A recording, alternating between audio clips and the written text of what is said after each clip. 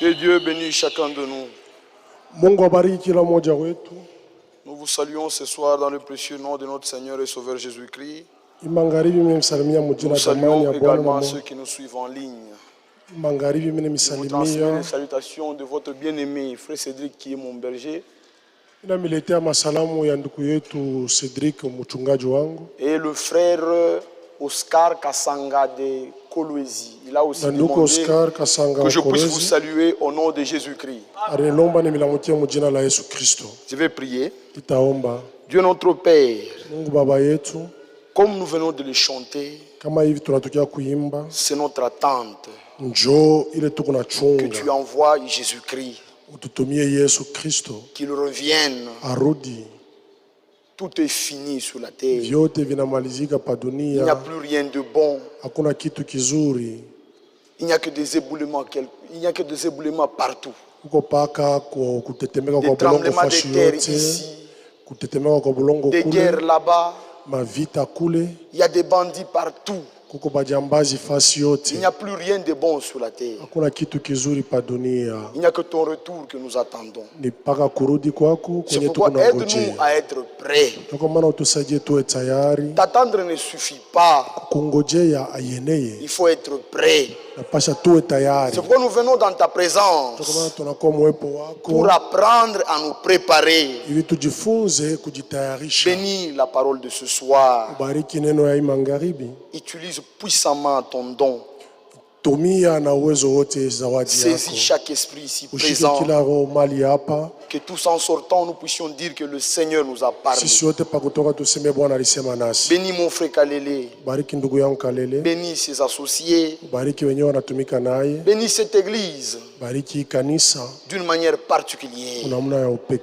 Permets que quand ton fils reviendra, que tous nous puissions être là. Tu as dit que demandez et l'on vous donnera.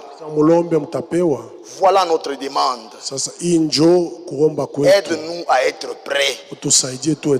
Fais-les pour la gloire de ton nom. Au nom de Jésus-Christ. Amen. Lèvons-nous pour la lecture de la parole. Nous lisons dans notre écriture habituelle. Hébreux chapitre 9. Je prends directement le verset 28.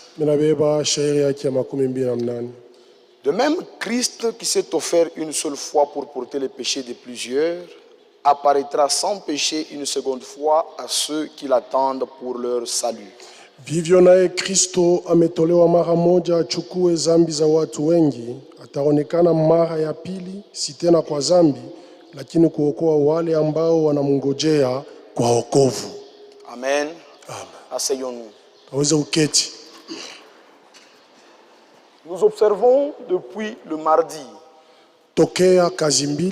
un sujet biblique. Le sujet principal du Nouveau Testament, qui est le retour de Christ et l'enlèvement.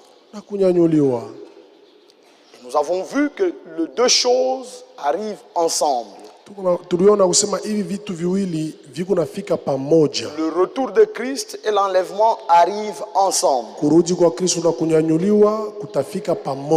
Quand Christ revient, l'enlèvement se produit.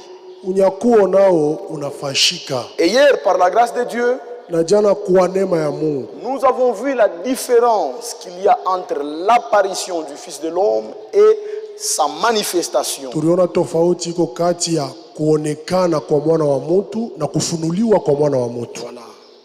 Nous avons vu que sa révélation ou sa manifestation a eu lieu dans notre temps.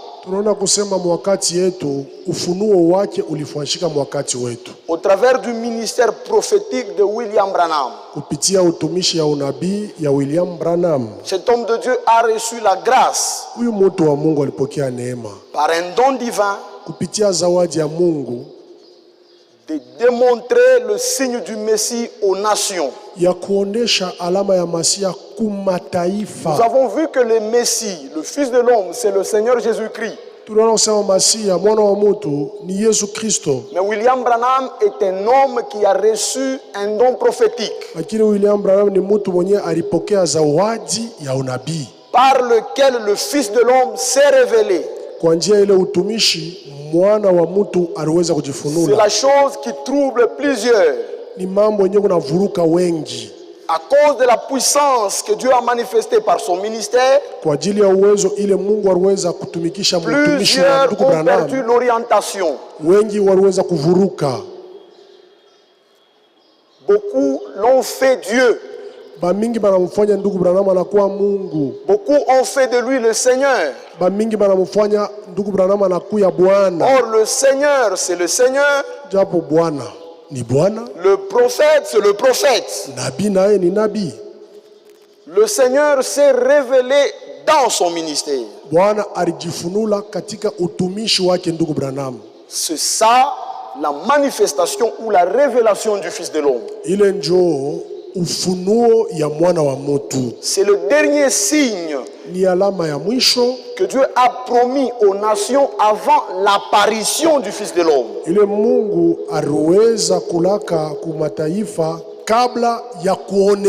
avons fait le parallèle avec Abraham.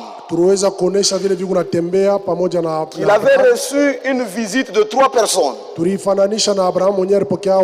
parmi lesquelles Dieu était là,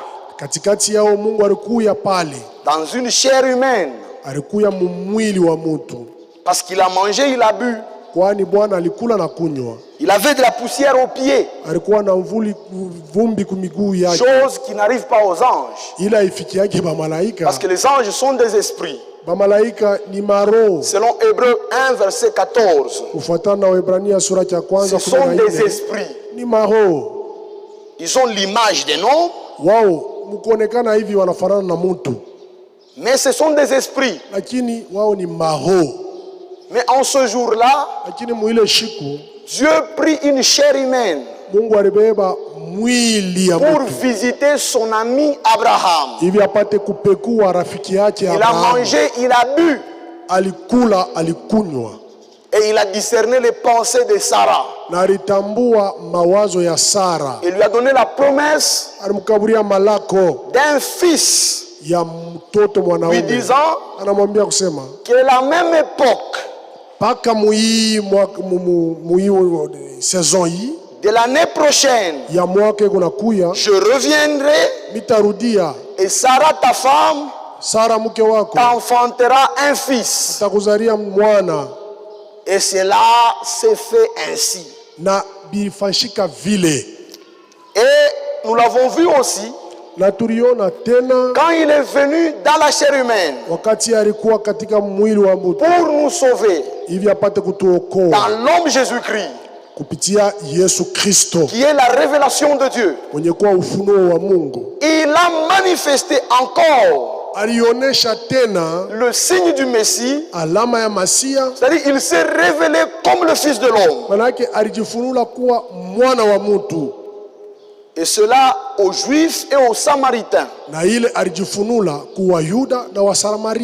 Il restait le 3e groupe, les nations.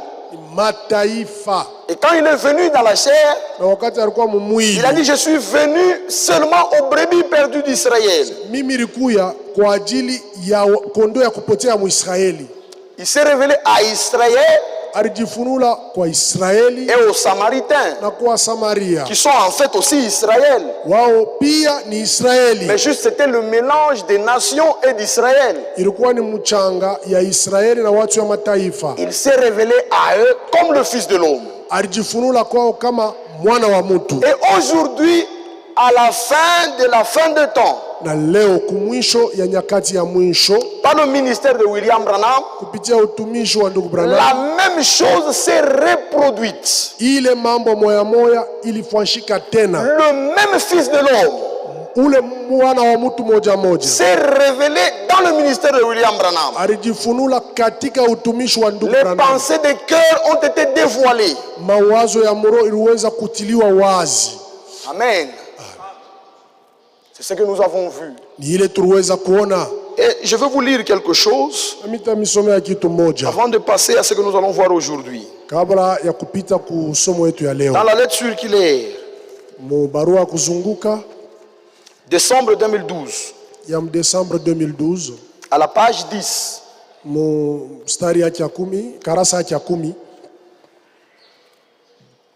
le titre c'est « Quand le Fils de l'homme se révèle et quand il vient ». Tungo ni ya kusema wakati mwana wa mtu eko najifunula na wakati eko narudia. Dans Matthieu 24, katika Mathayo 24, Marc 13, Marko 13, Luc 17, Luka 17 et Luc 21, na Luka 21, il nous est dit tout ce qui se passe dans la phase du temps de la fin. Beko netuambia ile kunafanyika mu wakati wa mwisho. Quand le Fils de l'homme se révèle, et il nous est aussi dit précisément ce qui se passe quand il vient. Il s'est révélé dans notre temps de la même manière qu'autrefois durant les années de son ministère. Alors qu'il